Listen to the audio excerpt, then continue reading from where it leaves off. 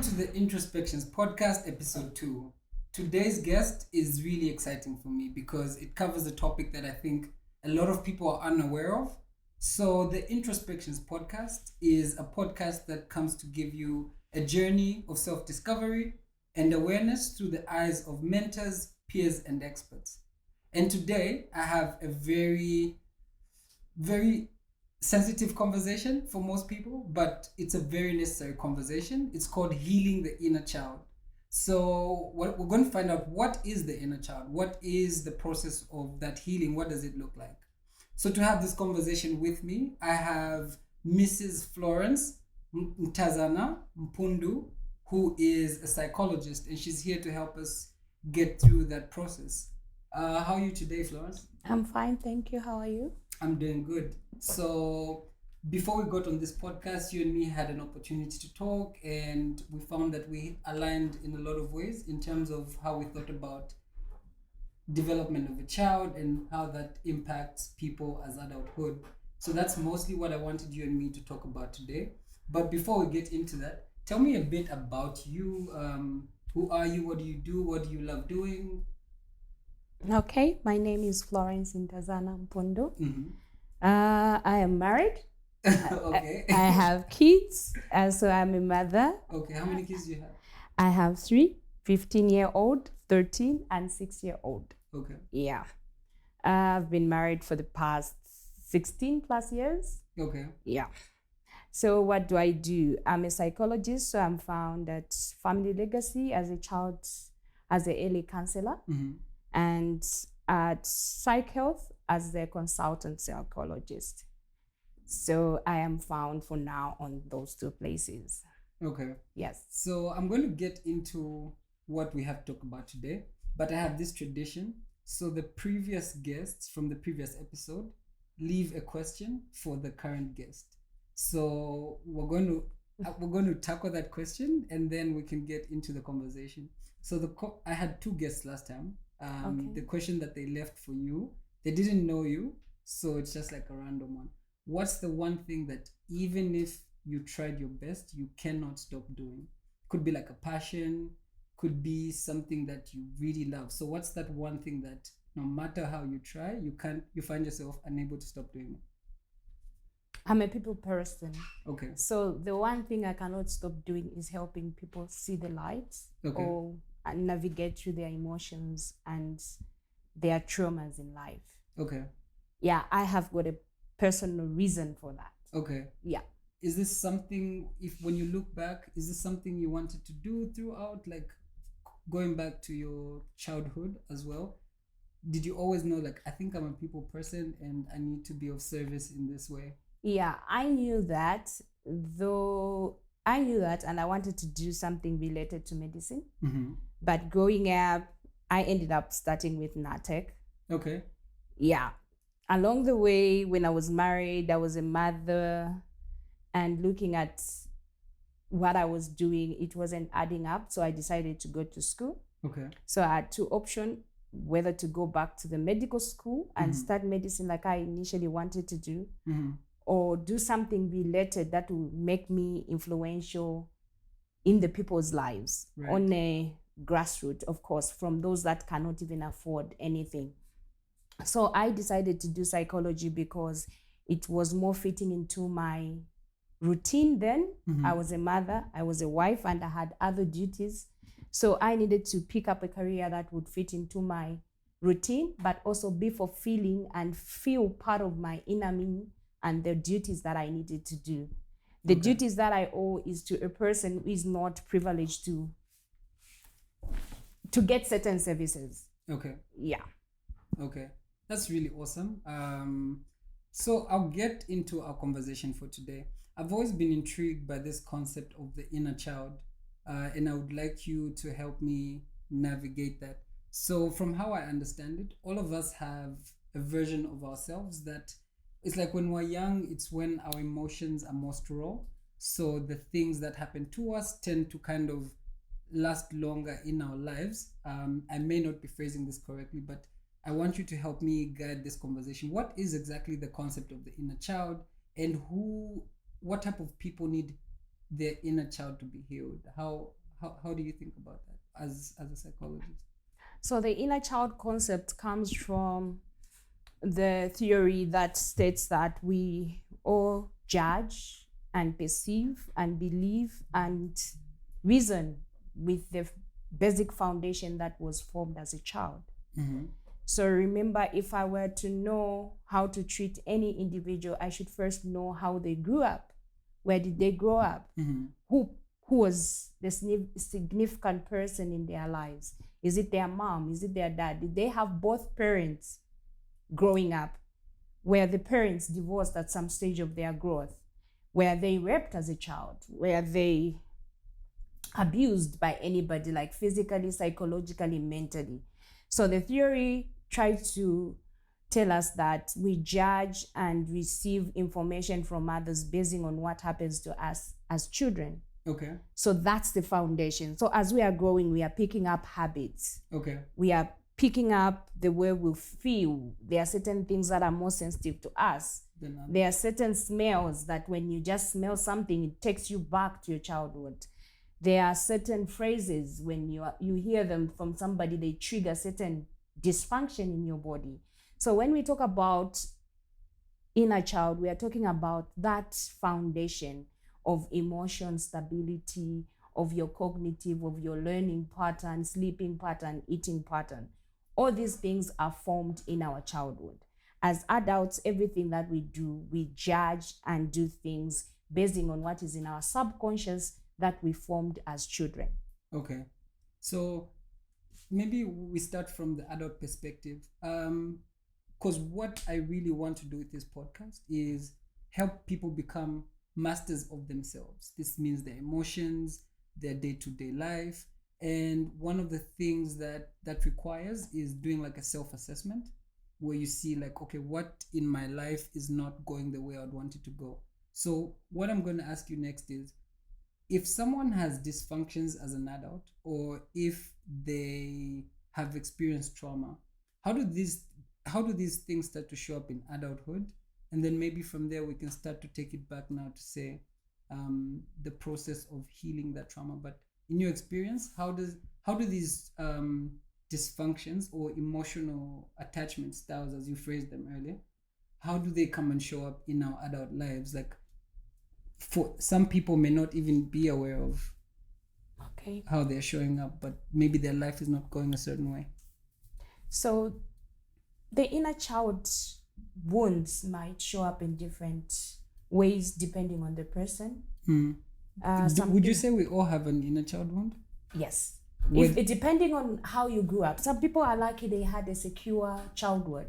Okay. So they can navigate through life with less difficulty. Okay. Meaning it's difficult for me, even if I were to do an assessment, to pick the dysfunction of the inner child. But most of the people, depending on where we grew up, so there are things that tend to make us have this wound. Okay. It's the stage they happened. That's one. Two, what kind of things? Abuse, there was a war, there was a flood, any natural disaster, you had an abusive dad, your dad used to drink, your parents never knew how to show love, all they knew was to punish. So you tend to develop certain habits that are fed by that perception that you formed growing up. Okay. So how do they show up as an adult? Some people tend to be very controlling. Okay. They want things done perfectly. Okay. Some people, they want to be noticed. Some people have issues with controlling. They are impulsive in terms of decision making. Yeah. Even if they didn't want to buy this thing, as long as they have seen it, they'll buy it. Some people, they are abusive in relationship, not because they want to, but there's this thing in them that is screaming for help and it doesn't know how to come out. It comes out in the relationship. Some people are in toxic relationships because their inner child is wounded. So they are looking for a secure attachment from another adult, meaning in a relationship now. So when these things happen, most of us don't know that we are judging and doing things from this wound. What we do is, I want my things done like this. You are specific. And if they are not done the way they are supposed to be done, you snap and you do all sorts of things. you are out of control in terms of your anger. It's because there's this thing inside you that is controlling you, but yet it's not in the conscious. In your conscious mind. So it means you kind of don't understand the motivations behind how you're behaving?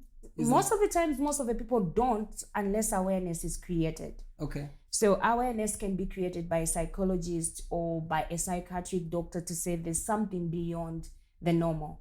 So now when that awareness is created, the person should be aware and always be conscious before they do certain things to say, okay, I have this wound. So I should avoid at all costs not to judge and reason from the wound that I have. Okay. Some children were abandoned, so they are more clingy to relationship. Even when the relationship is not working, they'll stick to that relationship because they need the person to be in there to give them an attachment that they missed as a child. Why do you think it's so hard for us to identify these traumas like in ourselves? Because from how you've explained it, normally it's dysfunction that shows up in our life that tends to be more like the indicator of a childhood wound. Why is it like on our own, outside of psychological help or other people, like on your own without any knowledge? Why do you think it's so hard for you to say, okay, why did I behave that way? It's not normal. Like maybe just from your experience. From my experience, is like every one of us will have some sort of dysfunction, and it's normal to us. According to our perception and our understanding, that is normal. Yeah. So it will take another person to tell me, to say the way you behave, the way you respond, the way you look at people when they do such things is not normal. Because remember, childhood wounds or traumas tend to affect our perception, our sight, our smell. So that's why sometimes in treatment we'll ask somebody, what do you smell?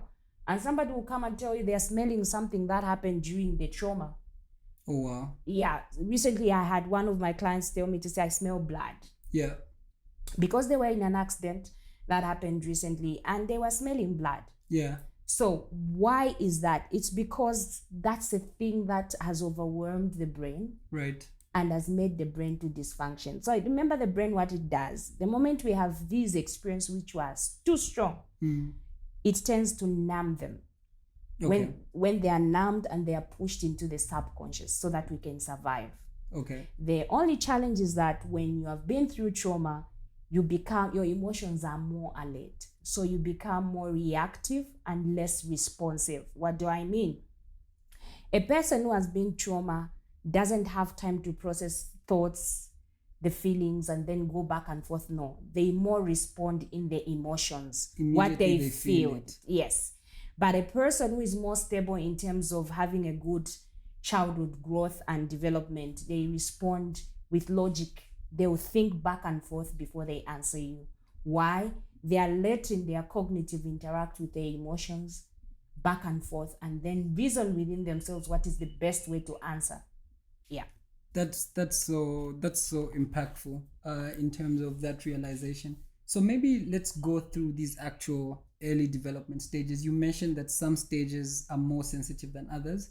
Okay. So take me through the stages through which we develop as people, from childhood to adulthood, and in which of these stages we need to be aware of these woundings. Like if I'm a parent, right, I want to know the stages and if my parenting style is wounding the child or I'm parenting from that perspective. Like what are those stages that we develop through to develop these attachment styles? Okay, so we develop through different stages of life, and at each stage of life, a certain aspect of our personality, our characteristic is formed.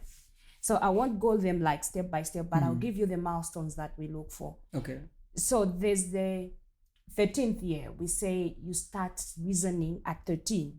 So what are we looking for? A child, anything that happens to a child below the age of 13, the child does not really understand fully what is happening.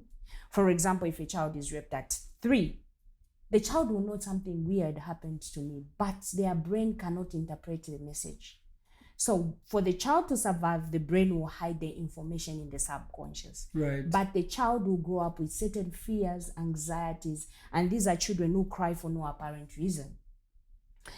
The other thing that is there, when the children are growing, you should observe, is my child doing the things at the right time? Because trauma impairs growth, impairs language, impairs milestone development, like cognitive things, like how is the mind processing information? Is it processing according to the age of the child? I've had people who are 13, but they are behaving like a 4-year-old, meaning the child is still stuck, because sometimes children get stuck after trauma at the place when the trauma happened. Okay. Biologically, they are 13. Psychologically, they are 4 years old. Okay. So in dealing with as a child, you should know that you start from a 4-year-old, pushing them up to a 13-year-old. Right. Yes. Okay. Because in terms of cognitive development, they are stuck at 4-year-old when the trauma happened. This trauma could be when the parents divorced. When parents divorced, remember, one significant adult will leave and there'll be one, meaning there'll be single parenting. Yeah. So in the single parenting, their own disadvantages will come in. They can't meet all the needs the child wants, because the child now needs both the father and the mother. So now the mother will give according to what she can manage to give. So remember, also poverty can be traumatic sometimes. You find that the things they were able to afford with the father, now they can't afford them. So that disrupts the routine. Remember, when a child is born, they require routine. Why routine? It helps in stimulation of the brain development. Okay, routine, like you need to structure what they do on a day-to-day basis. Yes. So routine, they are significant. People should be around them. They need to build a secure attachment. They should eat at a certain time. They should sleep at a certain time. Bath at a certain time. Right. Yes. What is a secure attachment? A secure attachment is where the child feels safe with the significant adult in their lives. Okay. Safe to confide in, safe to run to them. So now that is like from a layman's language. Yeah. What I mean is that when we are forming this attachment, children will respond according to what they are feeling and sensing at that particular time.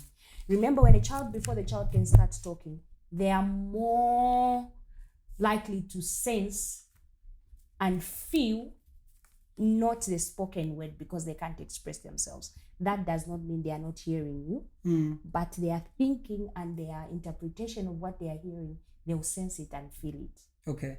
That's why even a child who was abused before they can speak would feel something happened to me. Yeah. Yeah.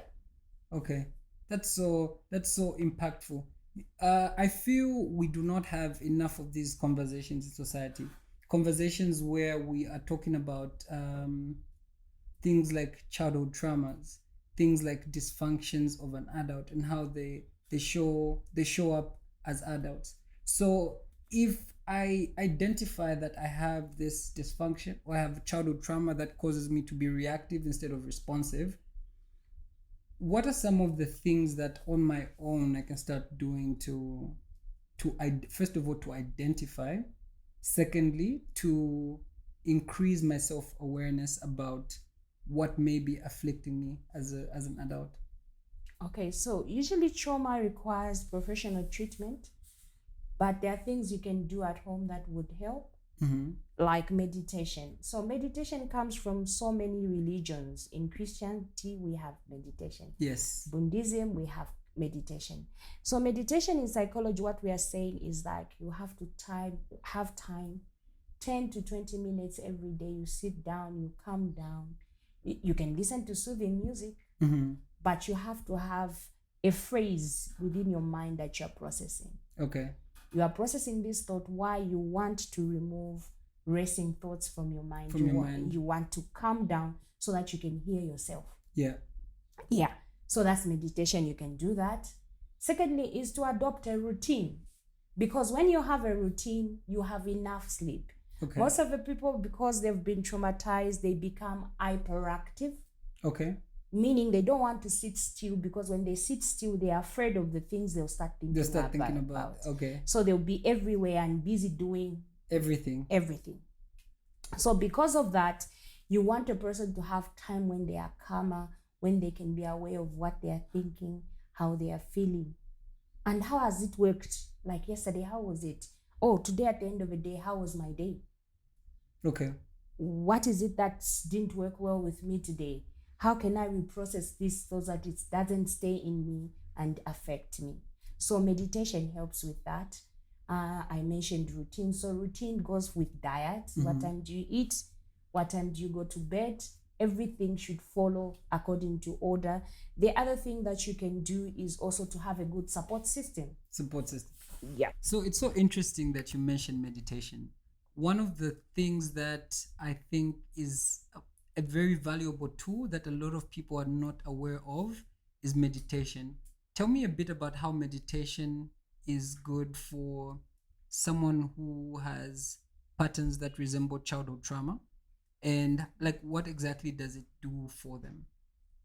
So meditation is a coping skill. So when I was talking about it, I was saying it's something you can do in your own space at your own time, provided you are guided on how to do it. Okay. So it helps you calm yourself down and also be able to have clearer thoughts. So for you to have clear thoughts, you have to meditate and be calm, be in a place where there's no noise, and also in a place where there is nobody who will distract you. It might even be in a bathroom sometimes. If you feel that's where you will be alone and no one will disrupt you, go to the bathroom and meditate. It doesn't have to take the whole day. You can do 10 to 20 minutes meditation in the morning and 10 to 20 meditation in the evening. What that does to you is just makes you calmer and be aware of what you're thinking about. That is causing you to feel certain feelings that in turn are making you behave in a certain way. So it helps with you building your cognitive processes and being aware of those and what is happening and what they are doing to you. Okay. So I have this friend. There was a time where we were having a conversation, and the way the person responded to something that occurred while we were in that situation showed me not that I was interpreting it, but it looked like they were reacting instead of responding. Okay.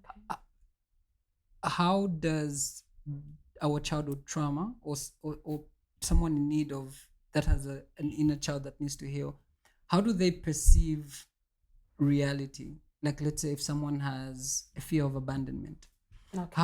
how do they interpret day-to-day reality? Like, how does it affect them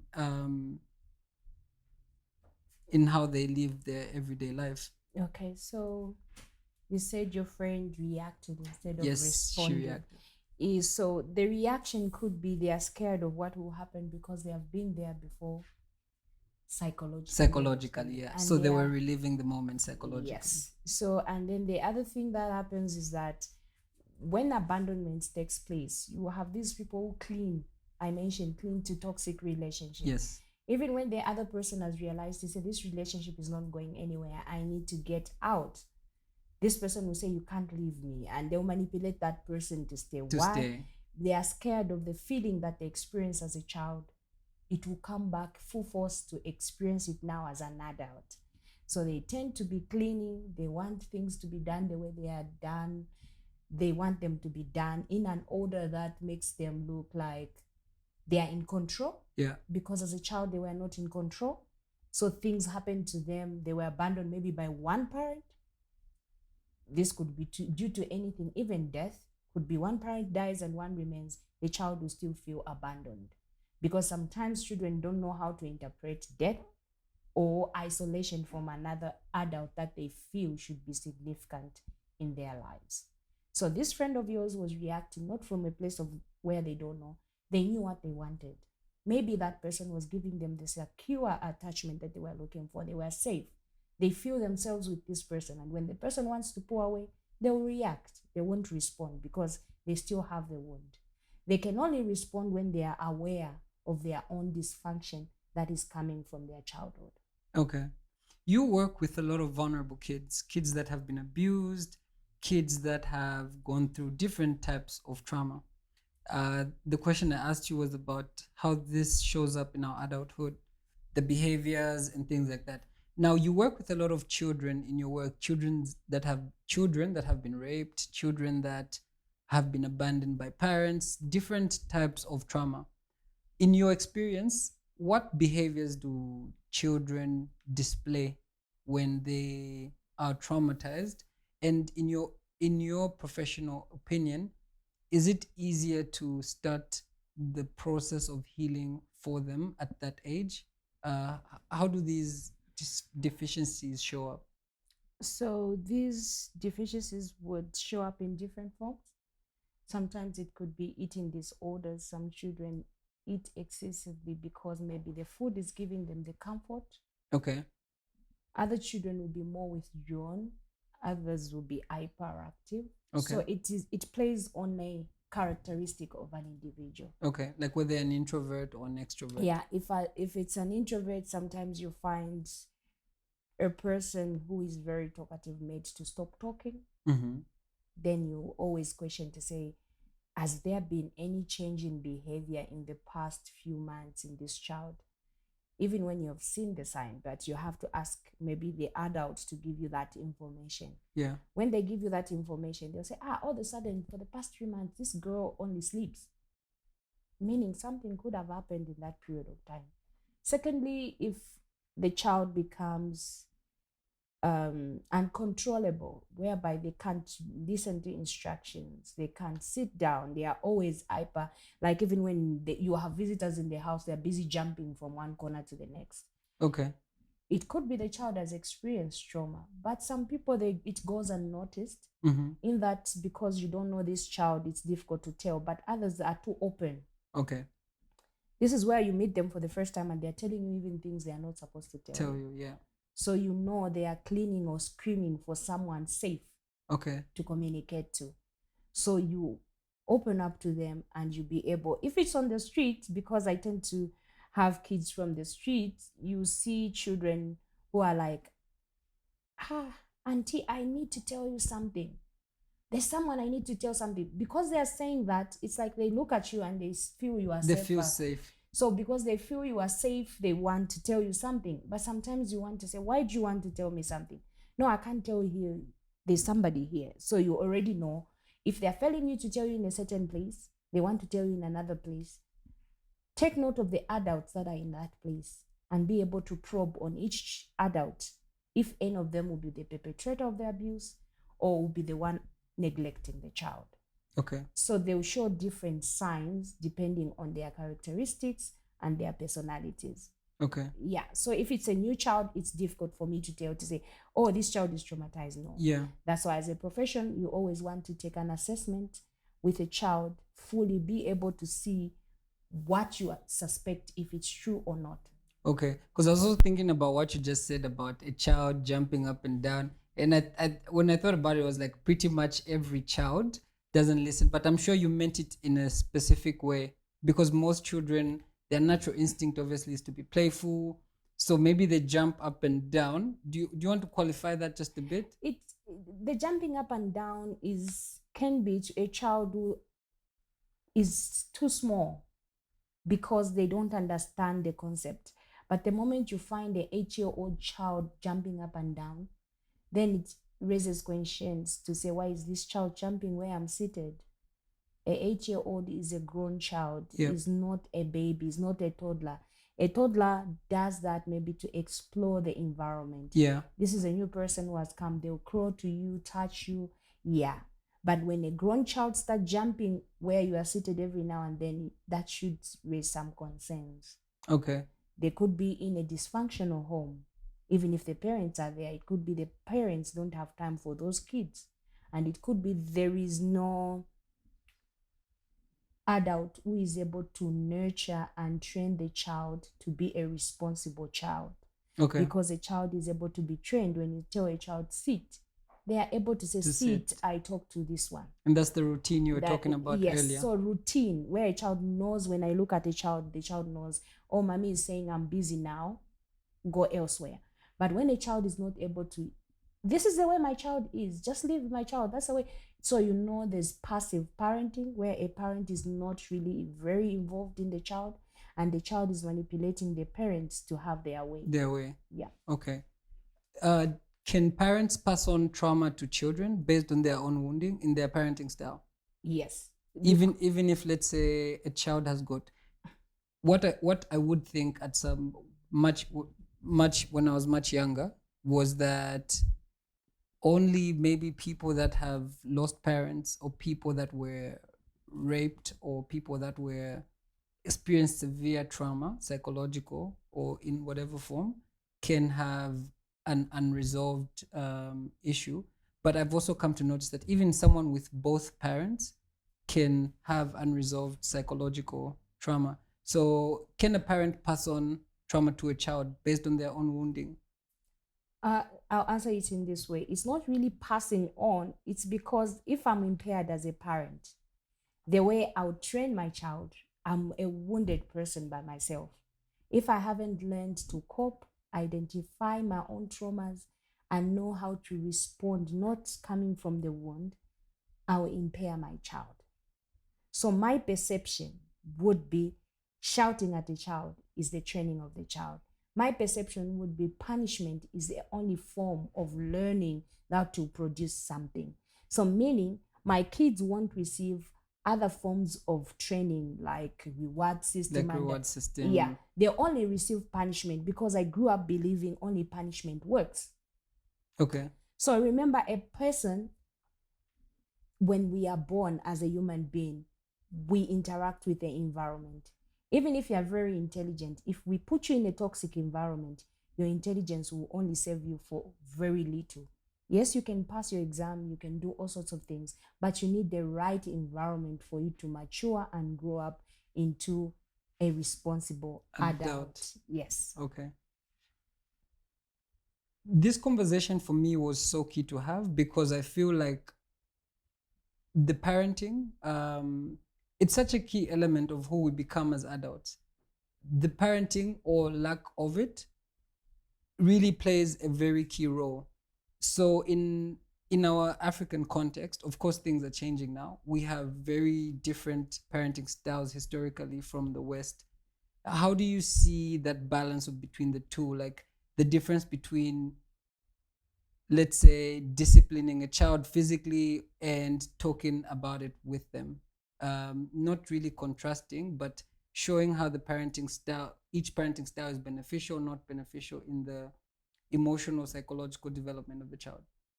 So punishment is good to bring out a good behavior, but the thing is, you need to understand that punishment itself will not perfect the behavior that you want in a child. Okay. You want to have different sorts of training that you take your child through.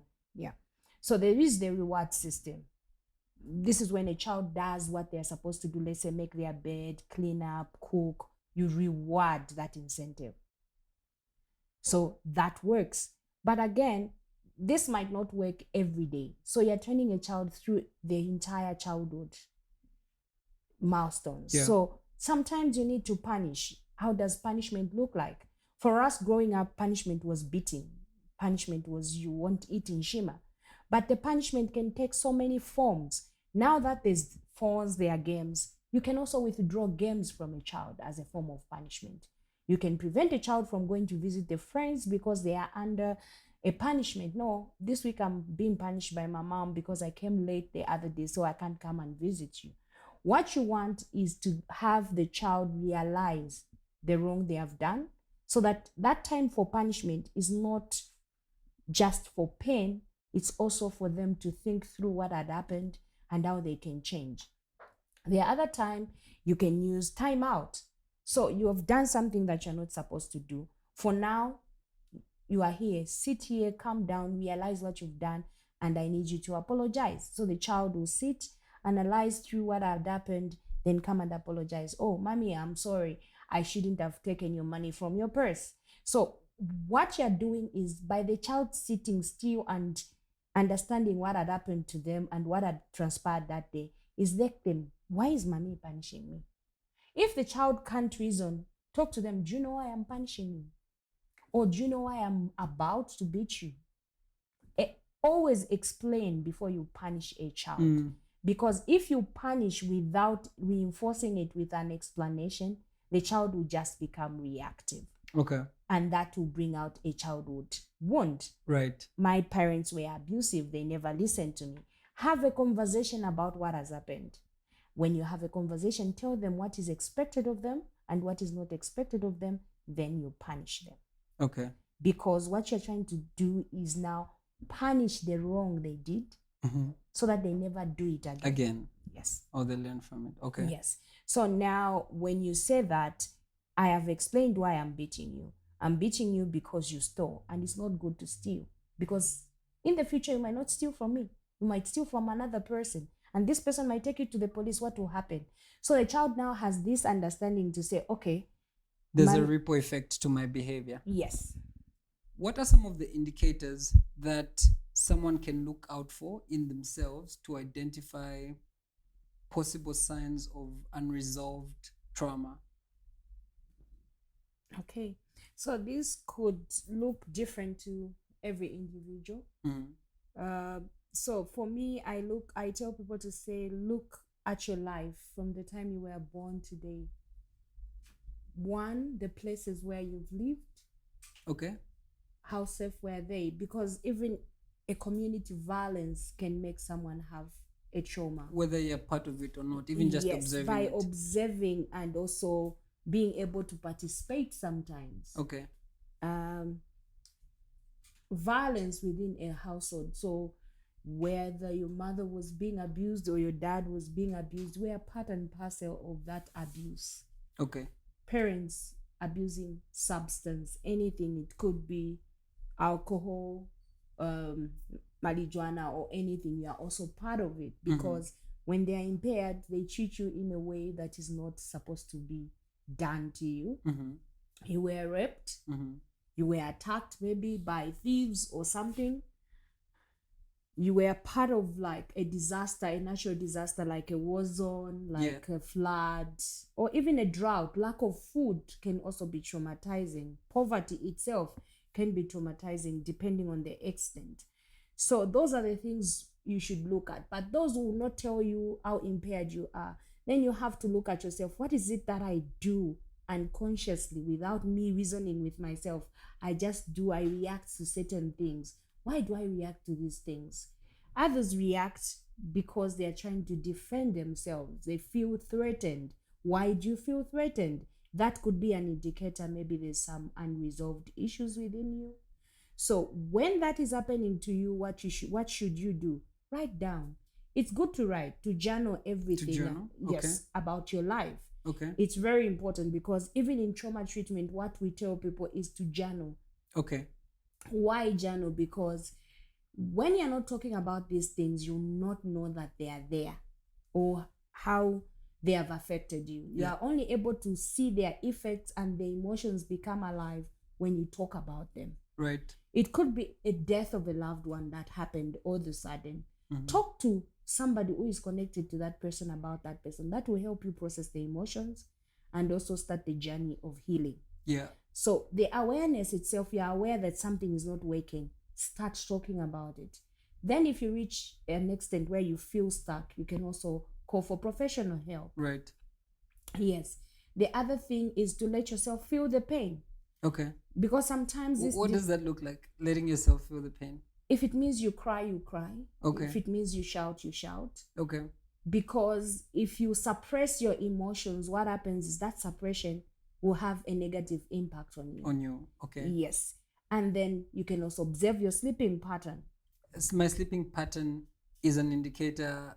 Can also be an indicator of something outside of the ordinary happening in your life. Okay. So in my assessment, we always ask about how do you sleep? When do you sleep? Do you have breaks in your sleep to wake up and do something? Some people even say, I wake up and stay for 2 hours, then I go back to sleep. Why are you having that routine? Why are you having that pattern in your life? Others say that's the way I am. There's a normal way and there's a way you have things being done in your life. Right. Yes. The other thing, there are people who will tell you to say, every time I go through something bad, I take too much alcohol. Right. I don't want to stay alone. I always want to be with somebody. It's because they're scared of the thoughts and the realities of their own lives. That could be an indicator. So remember, every person who drinks alcohol, very few just drink to socialize. Okay. Most of them drink to numb emotions. Okay. So if they are numbing emotions, those are the emotions that we should come to the surface so that they're investigated and we know why they have those emotions. Okay. Yes. The other problem that might come in is when you're so clingy, you feel you can't survive without this person. Why are you so clingy to this person? Right. You met this person as an adult, relationships. Why do you feel you can't survive without them? this person? Are they so special, or is it that there's an inner craving to always have somebody in your life? Right. I've seen people come for therapy say, I don't have time to wait. Every time this relationship comes, I jump into another one. Right. They're scared to be alone. Okay. So they always need a person in their lives. Okay. Yes. And they even can take back their ex back and forth, just to have someone in your life. Just to have somebody in your life. Okay. So the whole idea is you need to look at your own life. You go through your life, see what is not working for you, see what is making you thoughtful, what scares you, what makes you feel like you have flashbacks. Because usually a trauma will give you flashback and anxiety episodes. So if you're having flashbacks, you're having difficulty doing things unless there's alcohol inducement or something else to make you have that mood, then ask yourself, what is it that I'm hiding away from? From myself. From myself, yeah. So you need to realize that thing, and then if it needs help, seek help. If you have to come up with a solution by yourself, try the home remedies, and the home remedies go like, are you aware of what you're thinking to make you feel what you're feeling? If you're not, seek help for someone to help you navigate through your thoughts, your feelings, and then look at your behavior. Okay. Yes. So this podcast is self-mastery, and I keep bringing that back because what you're saying is so key to someone developing themselves and becoming self-aware. It's more about knowing the motivations that you have as a person that manifest themselves in the world. Earlier, I think we were having a conversation about how people choose. Actually, it was with another friend of mine. He was telling me how people choose professions for different motivations, right? So you find that someone maybe wants to do a certain profession because of certain things it can give them access to, but not that we are telling them the right motivation, but it's the wrong reason to do something, even if it's a good thing, but then you're not doing it for the right reasons, it then becomes a negative. So what I really want to do is help people navigate this path of self-awareness. How can someone identify whether they need to seek professional help or whether it's something that they can learn to manage on their own?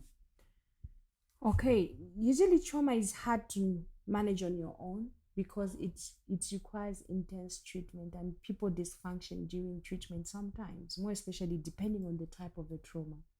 There are traumas that have bigger wounds and traumas that are less.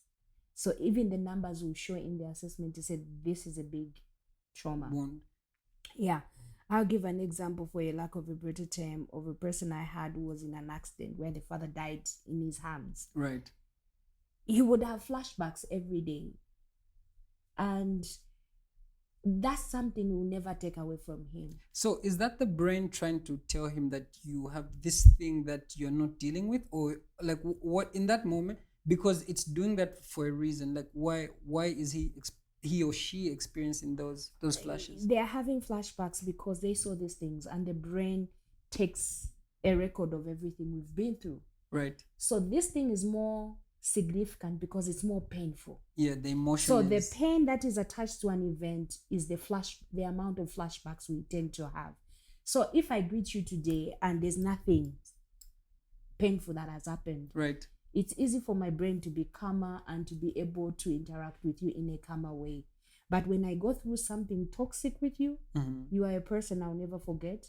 Every time I hear your name, flashbacks will come. Okay.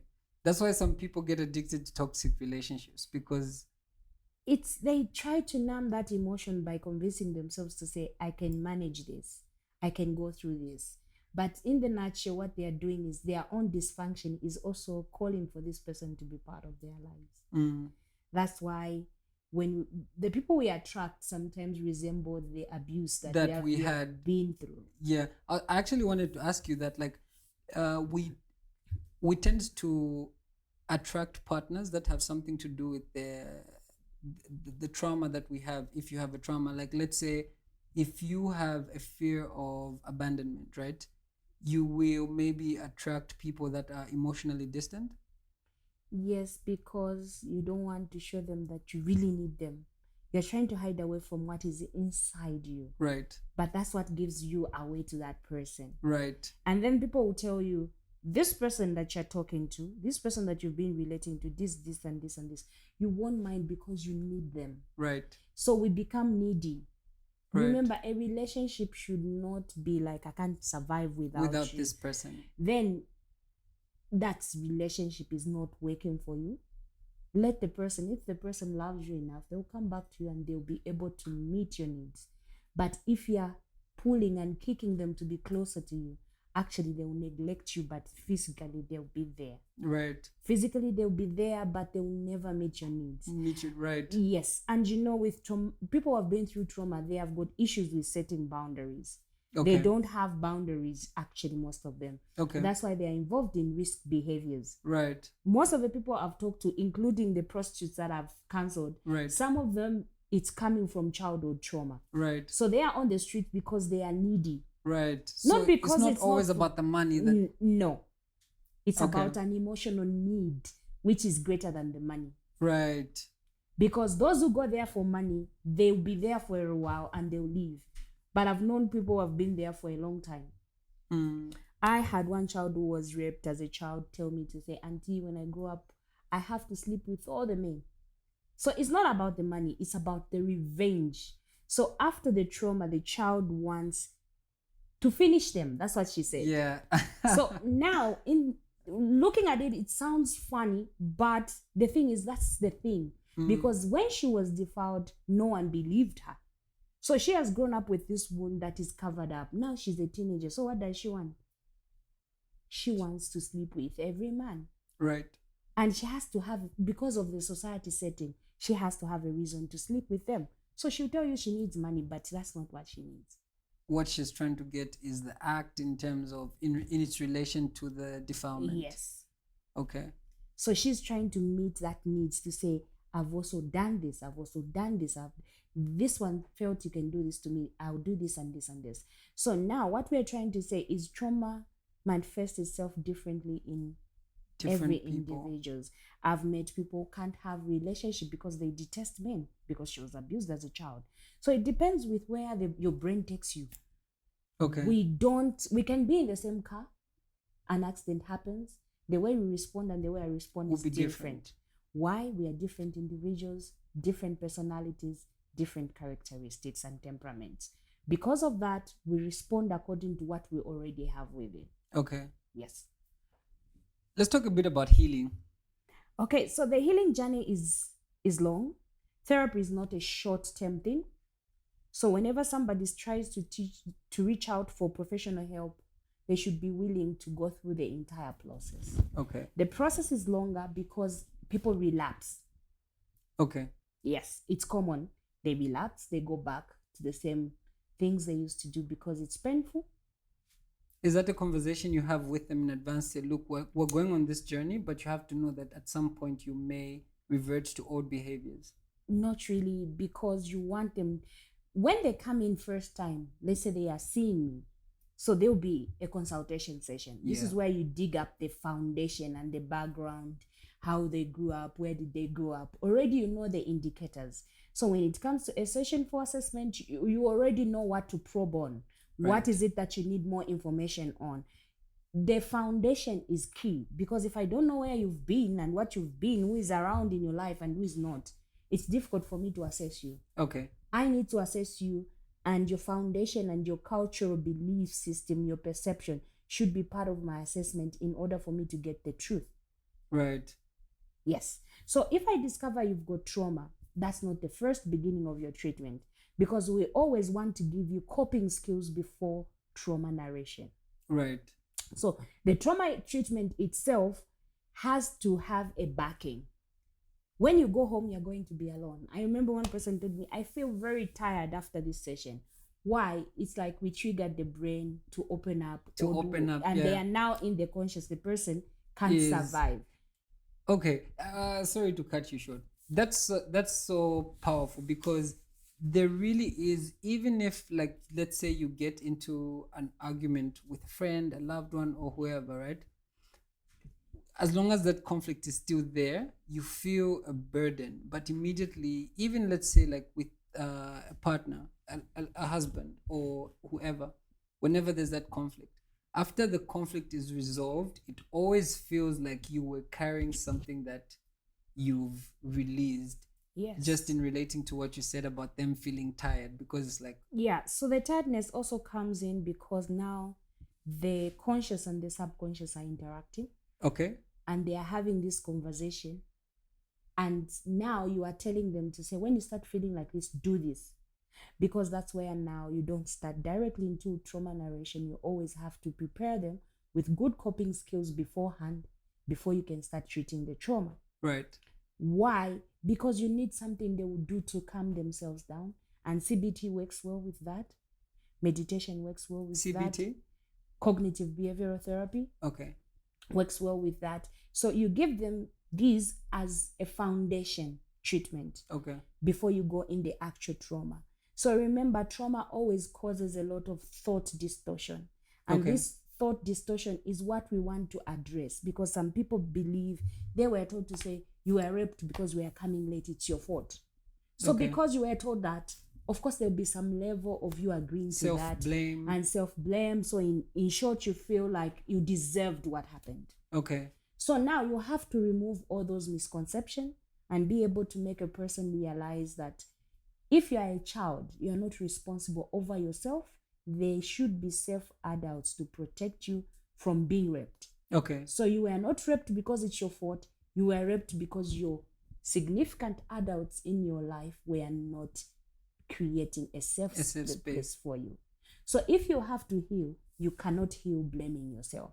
You have to get the facts straight about what happened. And that's where now the healing starts. Okay. Because now you start making a person believe something else they have not believed before. Okay, so like the traumatic experience becomes the lens through which the child sees the world, and your job is kind of to help them see, like, look, you're still looking at this from a child's perspective, but you're an adult. How do these things tend to show up that, from your experience, makes this such a key thing that everyone who may or may not have this trauma actually needs to address it, regardless of the magnitude, whether it's minor, whether it's seeking help, or you learning personal coping strategies? Why is it so key for someone to identify this in themselves? And what areas does it show up in if it's left unattended? So trauma shows up in your cognitive, the way you think. Okay.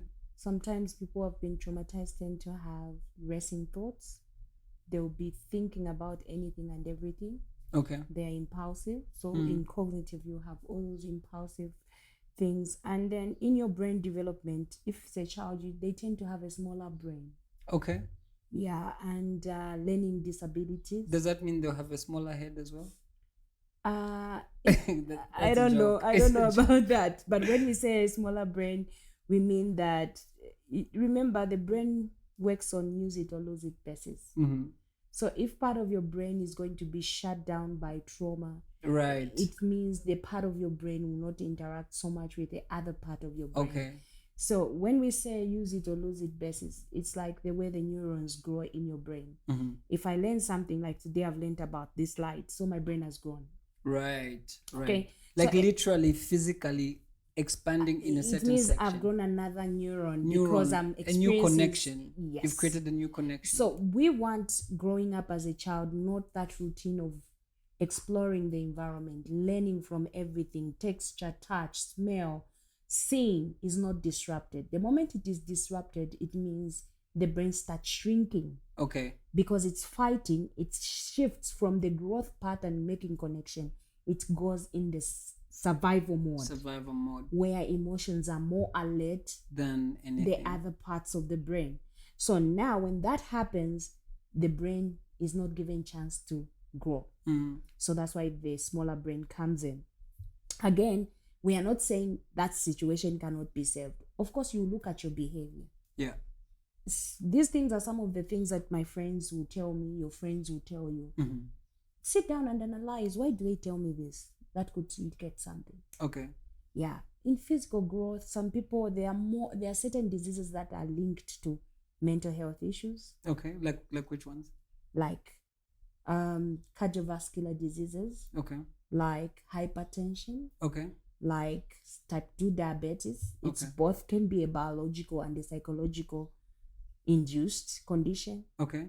That's plus other multiple conditions that are mental health related, like post-traumatic stress disorder or OCD. Yeah. So those conditions, they are not really directly linked, but the brain plays a part in it. Okay. Remember, everything is controlled by the brain. So if it is controlled by the brain and the brain is impaired, it means other functions will suffer. Okay. So that is the logic behind that. For you to breathe, it's the brain working. For your heart palpitations to be the way they are, it's your brain to send signals through the neurons and to the rest of your body for the heart to pump blood. If I'm running, automatically I'll start breathing faster because I need more oxygen. Where is the message coming from? It's coming from the brain. So now what we say is the basic function of a human person will be impaired if the trauma is left untreated. Okay. So if it is impaired because the trauma is left untreated, the brain will not grow according the way it should grow at each stage of growth. Okay. Yes. So let's wind up by talking about the rewiring of the brain. For me, that was such a key statement you made because it plays a lot into what I'm trying to do with this podcast.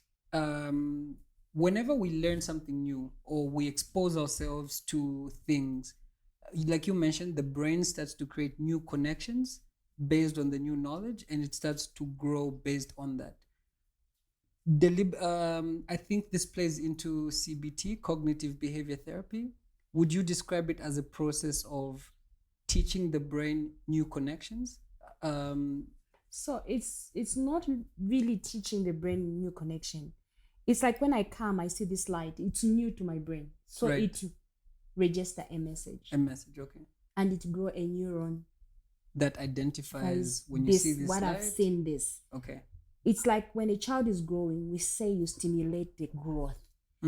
What do we do? All the toys that you buy when a child is born should be intentional because you're trying to form a certain aspect of a child. Okay. I buy building blocks. Building blocks don't have